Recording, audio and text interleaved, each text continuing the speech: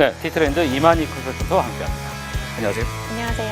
네, 자 이번에는 어떤 또 기발한 아이디어를 준비해 오셨습니까? 네, 첫 번째 소개해드릴 예. 서비스는 트릿이라는 서비스입니다. 트릿.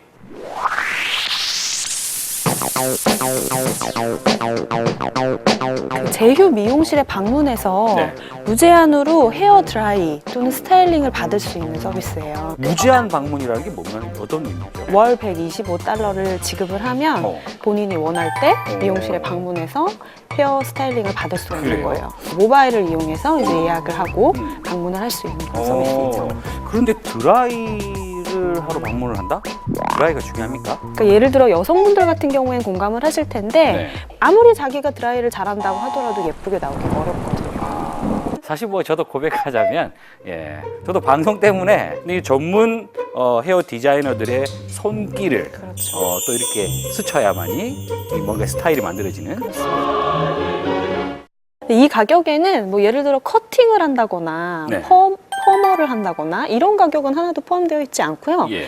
오로지 드라이만을 할 수 있는 오로지 거예요. 드라이만. 재미있는 거는요. 지금 2010년부터 네. 미국 뉴욕을 중심으로 드라이 바라고 하는 게 생겨나고 있어요. 드라이만 하는 거예요? 그러면? 그렇죠. 그래서 여성분들 같은 경우에 가끔 기분 전환이 필요할 때 이렇게 그 드라이를 하면서 음료를 한 잔 마시면서 이런 활동들을 할 수가 있는 거죠. 그렇군요. 그러면 나와 가까이 있는 뭐 미용실 또는 나의 스타일을 잘 해주는 그런 미용실 선별하려면 어떻게 하면 됩니까? 그래서 일단은 지금 이 트릿 서비스 같은 경우에는 LA에서도 뭐 웨스트 할리우드라든지 베버리힐즈 같이 좀 특정한 지역에 있는 미용실하고만 제휴를 하고 있고요. 예, 예. 제휴 미용실 숫자는 계속해서 확대를 해 나갈 예정이에요. 그렇군요. 일반적인 미용실 같은 경우에는 기존의 고객들이 있고 이 트릿 같은 서비스와 제휴를 함으로써 네. 또 추가적으로 드라이만을 하기 위해 방문하는 추가 고객들을 또 유치할 수 있는 거죠. 그렇군요.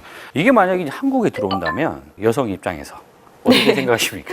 지금 보면 카카오 같은 경우에도 예. 올해 상반기에 카카오 헤어샵이라는 서비스를 내놓으려고 하고 그렇죠. 있어요. 시장에서 한창 인기를 끌고 있는 온디맨드 서비스가 이런 뷰티 쪽으로도 넘어오는 현상을 확인을 할 수가 있는데 그런 식으로 서비스가 진화해 나가는 어떤 일종의 그 현상이라고 보실 수 있습니다. 그렇군요. 아, 그러니까 미용실 하면 우리가 이제 머리를 자르고 그러니까 뭐 파마를 한다라든지 뭐 여러 가지 어떤 스킬을 적용하는 그런 것들만 하는 거라는 생각이었는데 근데 또 드라이만을 하기 위한 이것만을 위한 또 비즈니스 모델을 만들었다는 거 보니까 아, 역시 또 참 이 아이디어가 중요하다 이런 생각을 해봅니다. 자, 두 번째 아이디어는요? 네, 두 번째는 오피스 오칸이라고 하는 네. 서비스예요.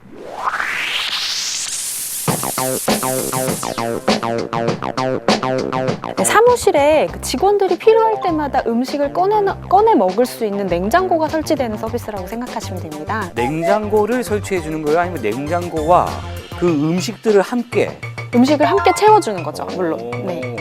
이거는 이제 B2B 성격이에요. 예. 가장 저렴한 비용은 한 달에 3만 엔부터 시작을 하고 있어요. 우리나라 돈으로 한 30만 원 정도 내는 패키지를 기본적으로 구매를 해야 되는 거고요. 예. 그 안에서 사원들이 음식 하나당 100엔을 지급하고 사 먹을 수가 있어요. 그러면 아무래도 이제 뭐 전자레인지에 돌려 먹는 음식들이 주가 될 텐데 이 음식들은 계속해서 매일매일 채워 넣겠군요. 리필이 되는 거죠. 네네. 그러면 이게 요즘 그 편의점에서 말이죠. 도시락 먹는 게 유행이라고 네네. 하는데 이것과도 좀 뭔가 좀 비교가 될 것 같네요. 저 같은 경우에도 바쁠 때는 점심 때 그냥 편의점에서 이렇게 도시락을 사다가 먹기도 하는데 네. 사실 그 안에 뭔가 화학약품이라든지 이런 것들이 굉장히 많이 들어가 있어서 건강이 좀 걱정이 되기는 해요. 들어가 있어요? 그럼요. 그럼 이것도 마찬가지 아니에요?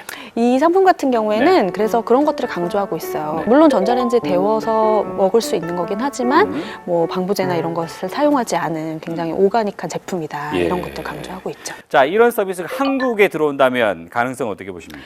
가능성이 있을 것 같아요. 지역의 맛집을 배달해주는 서비스라든지 또는 셰프가 조리한 그 음식을 역시 마찬가지로 전자레인지로 데워서만 먹으면 되는 네. 그런 형태로 반조리 형태로 해가지고 그 배송을 해주는 서비스 이런 것들이 나타나고 있어요. 근데 그거를 아예 이렇게 패키지 형태로 직원들이 원할 때 언제든지 꺼내서 먹을 수 있도록 하는 시스템이 시장에서 필요할 수도 있겠다. 예. 필요하다면 이 서비스도 이용하면 될 것 같아요. 이런 서비스는 사실 큰 규모의 구내 식당이 구비되어 있는 큰 회사는 필요가 없잖아요. 그렇죠.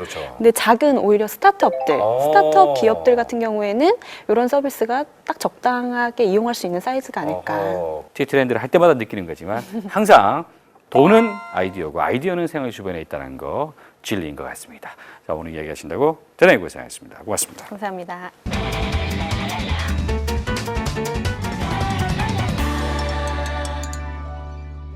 네, 티타임 오늘은 IoT, 사물 인터넷이 어떤 의미까지 확정되고 있는지 살펴봤는데요. 이 돌아오는 4차 산업혁명 이야기가 많이 나오는 만큼 가전제품 넓게 연결하는 게 IoT가 아니다. 국가 전체를 연결하는 게 IoT라는 게 굉장히 의미 있게 받아들여지는 것 같습니다. 다음 주에 더 좋은 이슈로 찾아뵙겠습니다. 고맙습니다.